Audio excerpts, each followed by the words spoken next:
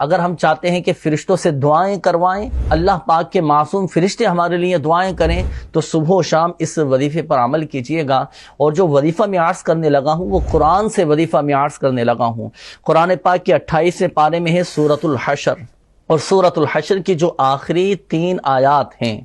بسم اللہ الرحمن الرحیم، هو اللہ الذی لا الہ الا ہو عالم الغیب والشہادۃ هو الرحمن الرحیم، هو اللہ الذی لا الہ الا ہو الملک القدوس السلام المؤمن المہیمن العزیز الجبار المتکبر سبحان اللہ عما یشرکون، هو اللہ الخالق البارئ المصور له الاسماء الحسنى یسبح له ما فی السماوات والارض وهو العزیز الحکیم۔ یہ سورۃ الحشر کی آخری آیات آپ جانتے ہیں کیا کمال کی ان کی فضیلت ہے، کیا شاندار ان کی فضیلت ہے، پڑھنے والے کو کیا برکتیں حاصل ہوں گی۔ سنیے، اللہ پاک کے آخری نبی صلی اللہ تعالی علیہ وآلہ وسلم نے ارشاد فرمایا کہ جو شخص صبح کے وقت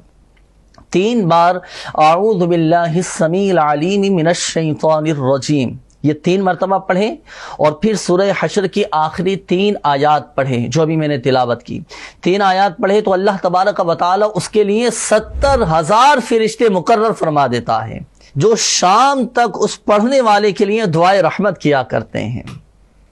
اور اگر اس دن وہ مرے، یعنی پڑھنے والا، تلاوت کرنے والا، اگر وہ اس دن انتقال کر جائے تو وہ شہید ہوگا۔ اور اگر کوئی شام کو یہ 3 آیات پڑھے